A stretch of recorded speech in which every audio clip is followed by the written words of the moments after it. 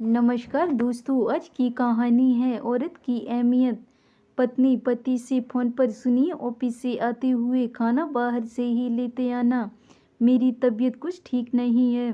पति पत्नी से सारा दिन तुम घर पर ही तो रहती हो, करती ही क्या हो, आराम ही तो फरमाती हो। इतना कहकर पति सिरी फोन कर देते हैं। पत्नी थोड़ा सोच में पड़कर गुस्से में लग रहे थे बहुत। क्या करूं अब, खाना बनाऊं या नहीं, पता नहीं खाना लाएंगे या नहीं।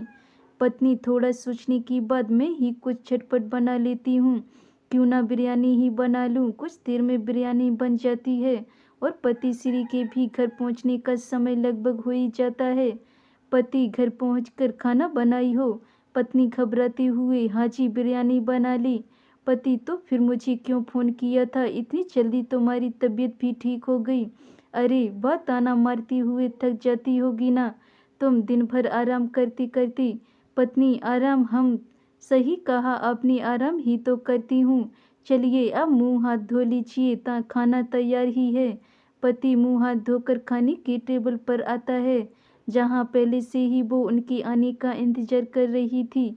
फिर वो खाना लगा देती है। वो दोनों ही खाना खाने लगते हैं। खाना खाते समय उनकी मन में ख्याल आता है कि अब तो कुछ करना ही पड़ेगा। क्या होती है घर में औरत की अहमियत, ये समझाना ही पड़ेगा।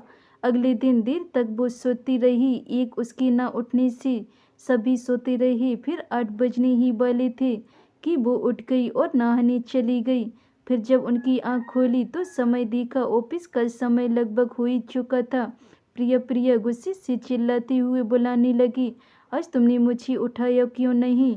तुम जानती थी ना 8 बजे मेरी ज़रूरी मीटिंग थी और आज बच्चों का स्कूल भी छूट गया। और ये क्या, सारा घर बिखरा पड़ा है। तुमने अभी तक नाश्ता भी नहीं बनाया और तो और पूजा भी नहीं की। अब तक कौन करेगा ये सब? मैं यहाँ तुमसे बात कर रहा हूँ प्रिया, और तुम हो कि सुबह सुबह अपने श्रृंगार में लगी हो। प्रिया, हाँ तुमने ही तो कहा था। मैं करती ही क्या हूँ, बस सारा दिन आराम ही तो करती हूँ। ये सब कुछ खुद ब खुद हो जाता है। अब ऐसा क्या देख रही हूँ मुझे, कहकर प्रिया चली जाती है बाहर और शाम को घर लौटती है और देखती है कि सारा घर बिखरा पड़ा है। पति कहता है, आ गई मैडम घूमकर? प्रिया, हाँ जी। पति, ये सब काम कौन करेगा? प्रिया, कम कहाँ है, ये तो आराम है ना। मुझे इसे करने के पैसे नहीं मिलते। आपकी नज़र में तो सिर्फ पैसे कमाने को ही काम कहते हैं ना। अगर काम के बदले पैसे कमाने को ही काम कहते हैं तो ठीक है, आज से मेरी भी सैलरी फिक्स कर देना।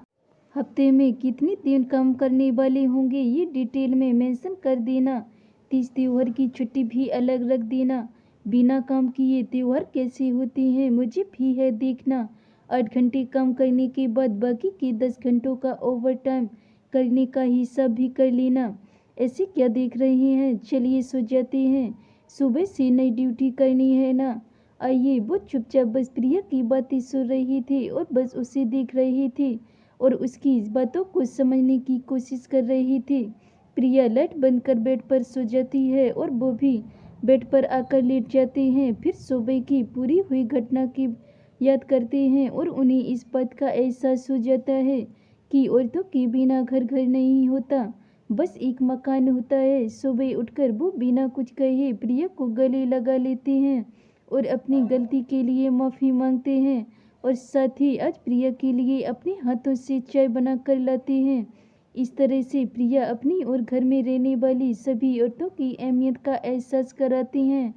धन्यवाद दोस्तों। अगर ये मेरी छोटी सी कहानी आपको पसंद आई हो तो वीडियो को लाइक कमेंट शेयर ज़रूर करें। अगर चैनल पे नए हैं तो चैनल को सब्सक्राइब कर लें। मिलते हैं ऐसी और नई कहानियों के साथ, तब तक के लिए बाय बाय।